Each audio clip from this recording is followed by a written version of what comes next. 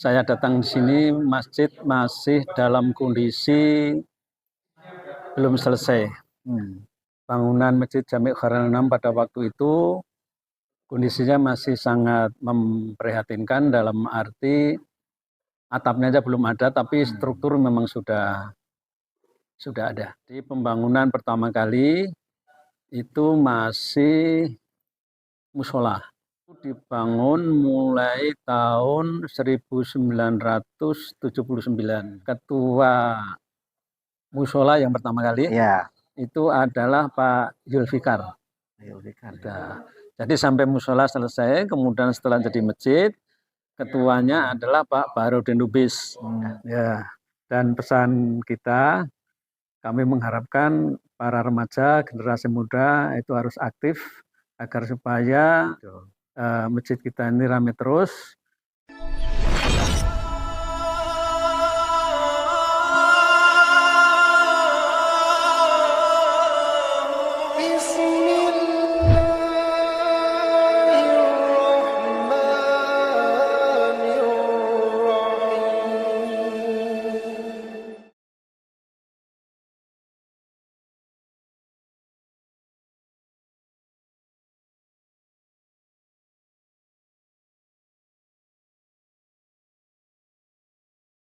Assalamualaikum warahmatullahi wabarakatuh. Waalaikumsalam warahmatullahi wabarakatuh. Selamat berjumpa kembali dengan MCKA TV, TV-nya Masjid Jami' Khairul Anam, meneduhkan, mensiarkan, mencerdaskan.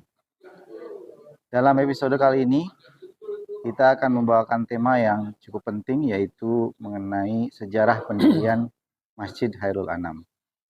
Saya, Haris, diminta untuk memandu jalannya wawancara dengan tokoh utama kita, yaitu beliau adalah pembina Yayasan Khairul Anam, juga penasehat Masjid Jami' Khairul Anam, dan beliau di dalam akta notaris yayasan adalah salah satu pendiri yayasan satu-satunya yang masih hidup. Oleh karena itu sangat penting kiranya untuk kita mendokumentasikan sejarah pendirian Khairul Anam ini. Kita temui beliau, Bapak Haji Dr. Andes Srinanto Wibowo. Assalamualaikum, Pak Haji. Waalaikumsalam, Pak Aris. Ya, pemirsa, di samping saya saat ini adalah Bapak Dr. Andes Haji Srinanto Wibowo. Kita akan bincang-bincang dengan beliau tentang sejarah pendirian Masjid Khairul Anam. Apa kabar, Pak Haji? Alhamdulillah sehat. Pak Haji itu dulu mulai tinggal di sini tahun berapa, Pak Haji? Tahun 1985. 85 ya. Kalau masjid sendiri waktu itu dalam kondisi seperti apa?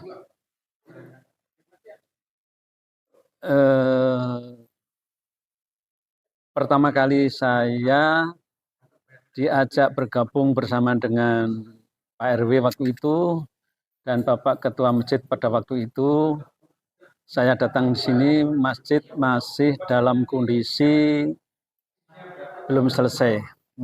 Belum selesai dalam arti atapnya itu belum ada. Jadi bangunannya baru ada strukturnya saja. Pak Haji waktu itu langsung aktif di pengurusan DKM atau bagaimana? Iya, jadi oleh tadi yang saya sebutkan Pak RW, waktu itu Pak Nimbrong, kemudian ketua masjidnya Pak Baharudin Lubis, saya diminta untuk bergabung, dan pada waktu melihat kondisi bangunan Masjid Jami' Khairul Anam pada waktu itu, kondisinya masih sangat memprihatinkan, dalam arti atapnya aja belum ada, tapi struktur memang sudah ada. Jadi kalau Khairul Anam sendiri berarti didirikan tahun berapa itu ya? Menurut catatan yang ada pada saya dan setelah mencari info kepada senior di lingkungan Masjid Jami' Khairul Anam, itu dibangun mulai tahun 1979. Ya. Jadi pembangunan pertama kali itu masih musola. Tahun 79.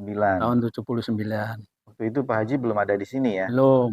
Masuk tahun 85. Dan kondisi masjid waktu itu baru setengah inilah ya. Ya. Langsung masuk di kepengurusan. Waktu itu posisinya sebagai apa Pak Haji? Nah, pengurusan pertama kali saya diminta sebagai ya pelaksana pembangunan. Oh. Gitu. Jadi dari tahun 1985 ya. Saya waktu masuk kira-kira 2 tahun itu jadi pelaksana, kan panitia pembangunan sudah ada. Saya membantu di pelaksanaannya dan mulai tahun berapa ya? Tahun 1995 saya sudah masuk ke organ kepengurusan MJKA sebagai sekretaris umum. Apakah sebagai ketua pelaksana pembangunan itu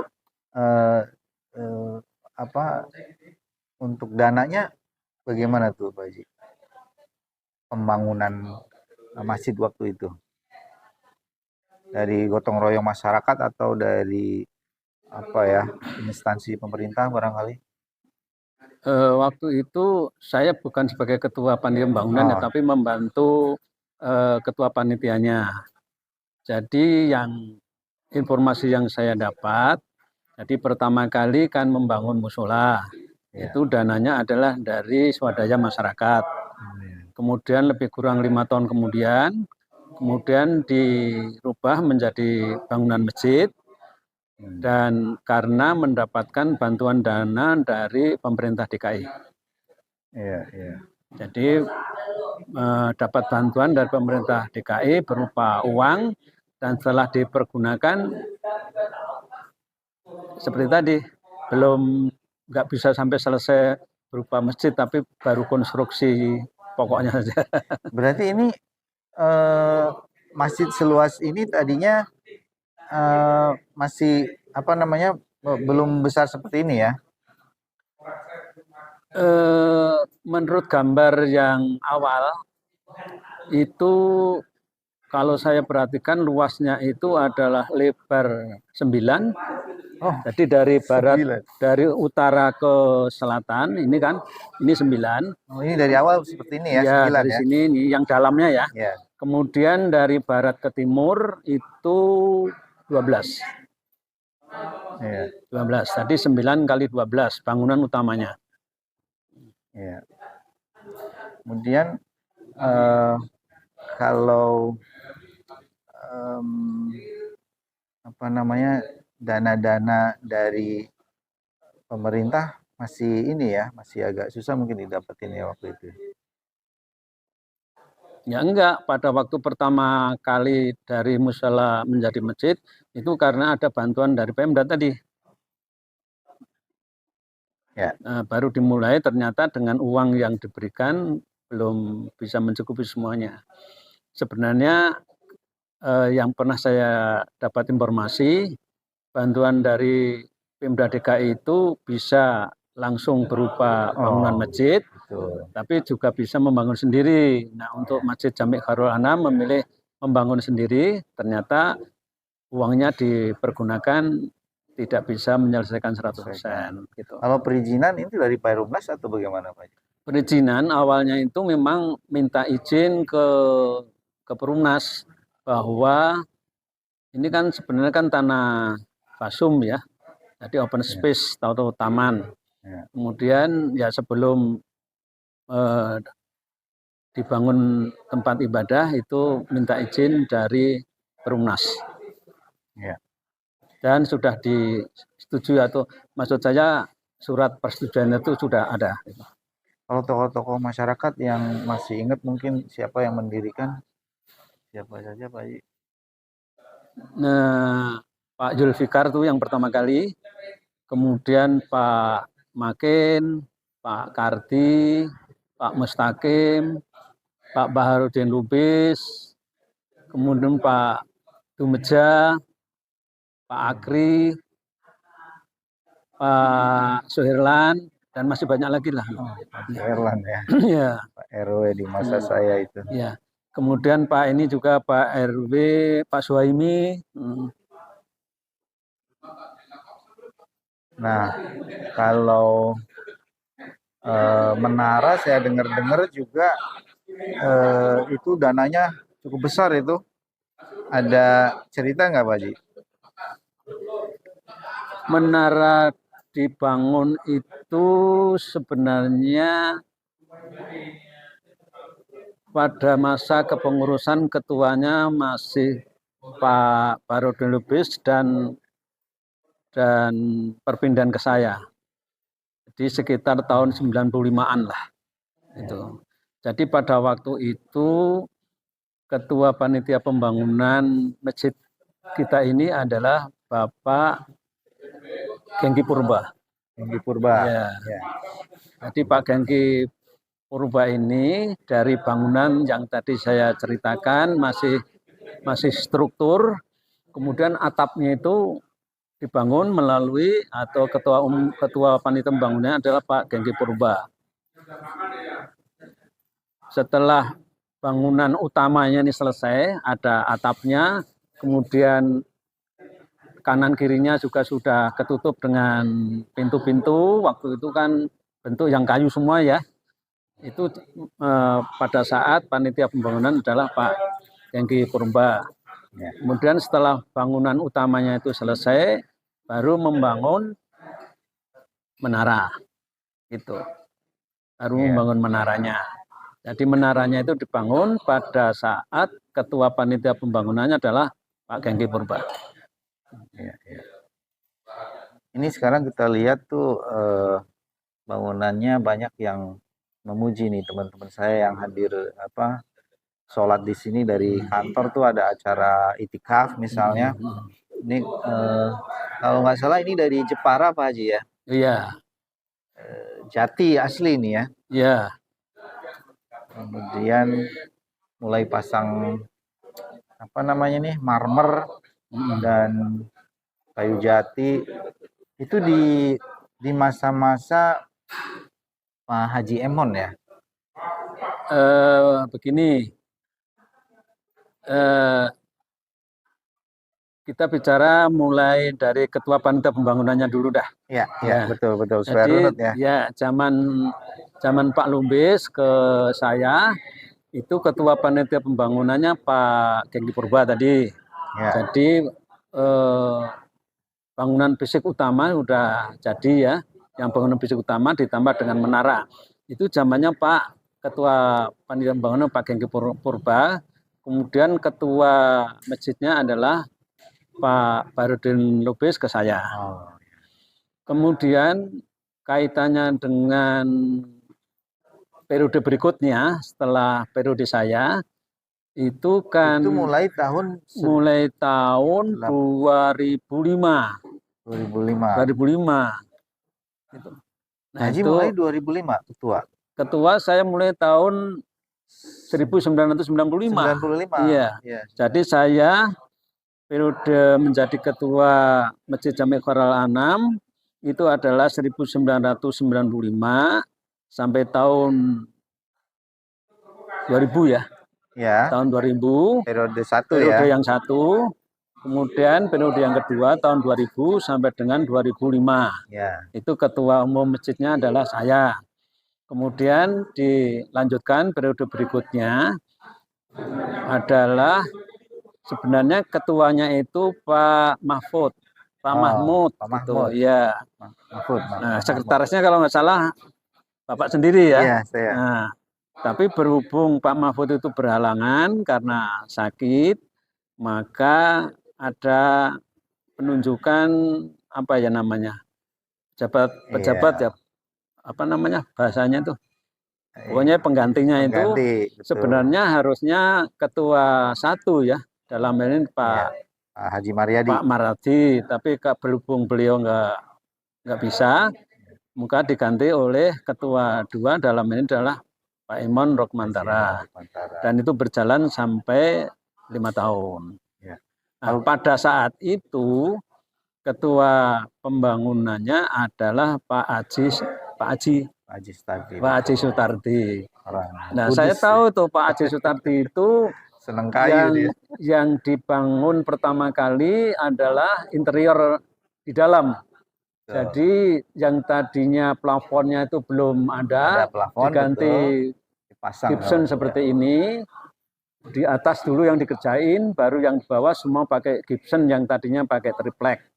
Kemudian setelah itu interior untuk ya ini yang di mimbar ini. Ya, yang di mimbar ini. Itu di masa-masa saya. Di masa-masa ketuanya Pak Haji Emon, sekretarisnya Bapak, ketua panitia pembangunannya Pak Haji Sutardi. Ya kan? Ya. Kalau kita runut Pak Haji dari awal itu masih inget gak ketua-ketua DKM itu supaya terdokumentasi? Jadi kalau urut-urutannya ketua musola yang pertama kali itu adalah Pak Zulfikar. Jadi sampai musola selesai, kemudian setelah jadi masjid, ketuanya adalah Pak Baharudin Lubis. Setelah itu yang kedua ya. Jadi pertama Pak Zulfikar zamannya musola, kemudian setelah masjid adalah ketuanya Pak Baharudin Lubis. Setelah Pak Baharudin Lubis saya. Kemudian setelah saya diganti dengan Pak Mahfud. Tapi Pak Mahmud kemudian karena berhalangan diteruskan sama Pak Emon. Pak Emon berjalan 1 periode, diteruskan sama Pak Fudoli. Pak Fudoli itu mulai tahun 2012, 2 periode, tapi periode pada waktu itu 3 tahunan, tambah 6 aja ya, jadi sampai dengan 2018. Nah, mulai tahun 2018 atau 2019 dilanjutkan oleh Pak Abbas sampai dengan sekarang. Kalau kegiatan-kegiatan masjid di zaman dulu itu pastinya beda Pak Haji ya. Kalau sekarang kan banyak kajian, ada maulid juga rame, ada ini Idul Fitri, Idul Adha tuh cukup. Menurut saya sama ya. Sama ya? Sama, jadi sama-sama memakmurkan masjidnya sama. Cuma sesuai kondisi lah ya. Iya, sama. Sama ramainya lah. Menurut saya masjid kita ini makmur. Ya. Alhamdulillah. Jadi kalau anak-anak remaja dari dulu sudah aktif. Riskan itu ada bersamaan dengan kepengurusan masjid. Ya. Jadi anggota Riskan waktu itu juga rajin-rajin dan aktif lah untuk memakmurkan masjid kita ini. Jadi di samping dia mengelompok sendiri dari remaja, tapi juga di dalam kepengurusan itu juga ada remaja. Ya. Ini berarti hasil pembangunan yang terakhir di periodenya Pak Haji Abbas ya, sudah menggunakan kusen-kusennya dari aluminium. Oh, sebelum Pak Abbas masih zamannya Pak Emon ke Pak Fudoli. Nah, itu membangun tambahan yang sebelah timur sana itu. Sebelah timur sana kan ada tambahan itu. Tambahan ke 5 meter ke timur. Kemudian di atas kan ada kubah. Nah, itu zamannya Pak Fudoli dan sebelum mengenai perluasan itu Pak Emon dilanjutkan sama Pak Fudoli dengan membangun kubah yang emas itu. Zaman Pak Emon yang sekretarisnya saya itu berarti ini ornamen ini dari Jepara, kemudian kayu, marmer, kemudian pembangunan ini juga TPA lantai 2 itu. Terus yang di bawah menara itu ruang perpustakaan juga tuh. Pak Haji Emon.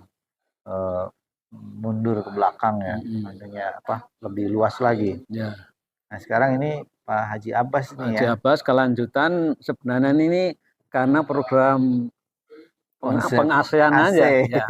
Jadi karena AC terus bangunannya kan dirubah gimana supaya dingin ya, supaya tertutup gitu. Ya, kalau kemarin kan apa namanya angin dari luar tuh masuk melalui jalusi. Nah, sekarang yang pintu jalusi nggak ada, diganti tertutup seperti ini. Kebetulan kan Pak Haji sebagai pembina yayasan juga ya. Ini ada mungkin cerita sedikit bagaimana yayasan bisa hadir gitu ya, didirikan. Memang ada keperluan apa kira-kira? Kalau menurut saya yayasan itu memang ketentuan pemerintah. Jadi yang saya tahu masjid itu harus punya yayasan. Yayasan itu karena yayasan itu harus ketentuannya dibuat akte anggaran dasarnya itu melalui notaris.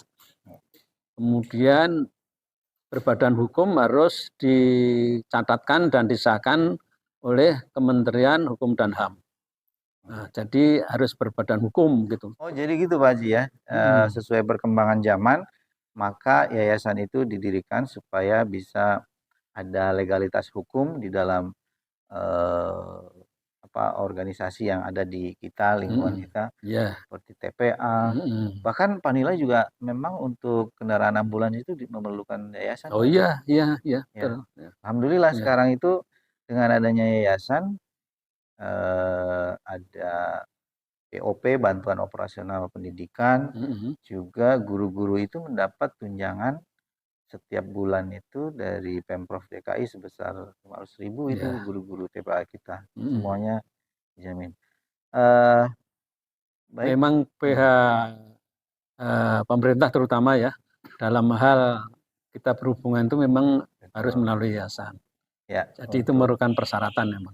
Untuk CSR juga, seperti kemarin kita dapat dari Pertamina, dulu dari Pegadaian, itu tidak bisa kalau tidak melalui yayasan. Saya kira bukan hanya itu aja ya, termasuk kalau mau membuka rekening di bank, itu juga perlu harus pakai namanya yayasan gitu. Buka rekening di bank. Kemudian kalau berhubungan dengan kantor pajak juga begitu. Itu pentingnya itu.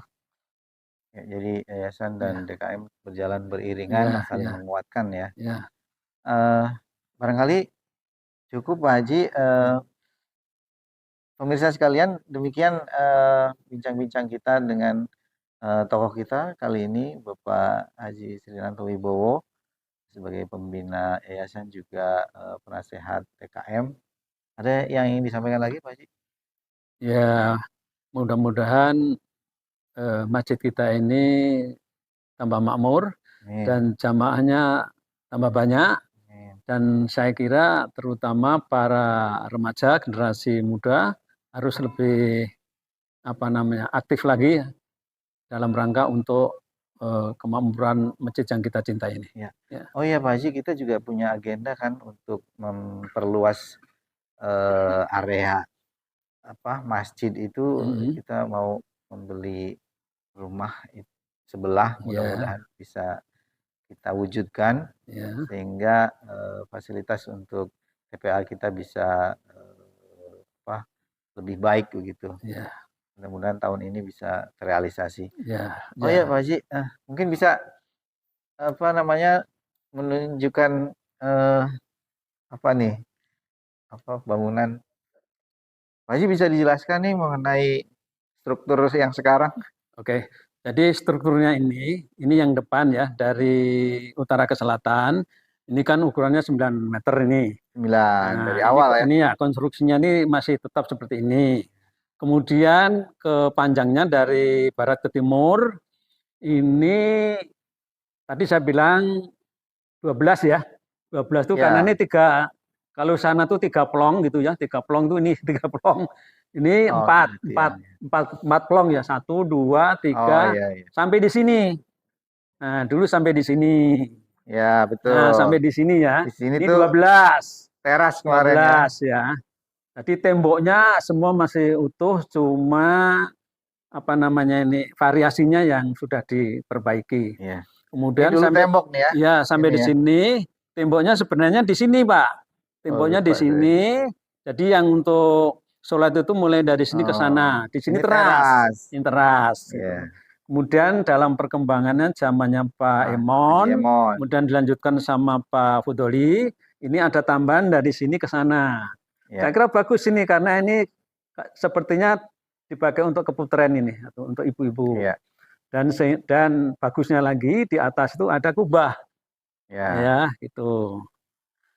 Kemudian itu dari segi konstruksinya ya. Dari segi dekorasinya mulai ada apa namanya yang di depan itu marmer sama ukiran Jepara itu zamannya ketua panitia pembangunan Pak Haji dan ketua umumnya Pak Emon. Ya, zaman saya itu. Ya, kemudian ditambah yang ke sini perkembangan ini memang awal-awalnya yang punya inisiatif ini dari zamannya Pak Emon, kemudian diteruskan sama Pak Udoli dengan pembangunan apa namanya? Menara. Bukan menara, kubah. Ya. Oke, saya kira itu. Baik, Pak Haji, terima kasih nih. Udah diajak jalan-jalan, lihat ini. Terima kasih atas waktunya. Ya, terima kasih. Mudah-mudahan masjid kita tambah makmur. Amin. Jadi apa namanya, masyarakat kita, jamaah kita tahu tentang perkembangan sejarah masjid kita ya. Ya. Dan pesan kita, kami mengharapkan para remaja, generasi muda itu harus aktif agar supaya masjid kita ini ramai terus. Dan saya juga tidak mengira ya bahwa awal-awalnya itu yang jadi tokoh itu kan Pak Makin, Pak Kardi, Pak Mustaqim dan lain-lainnya yang sekarang sudah dipanggil Allah. Ternyata setelah itu generasinya itu langsung ada gitu ya. Seperti Pak Salam, Pak Aan, Pak Nana, Pak Abbas, termasuk Pak Haris itu. Alhamdulillah, jadi apa namanya, generasi penerus itu langsung jalan dah. Kami berharap kepada anak-anakku, para remaja, jangan harus rajin selalu ke masjid. Saya kira di masjid ini juga merupakan tempat untuk belajar kalian agar supaya nanti masa depan lebih Rizkan lagi. Rizkan nih harus buktikan nih. Udah banyak kegiatan nih. Ya, nanti Rizkan yang akan wawancara juga ke depan ya. Terima kasih. Assalamualaikum warahmatullahi wabarakatuh. Waalaikumsalam.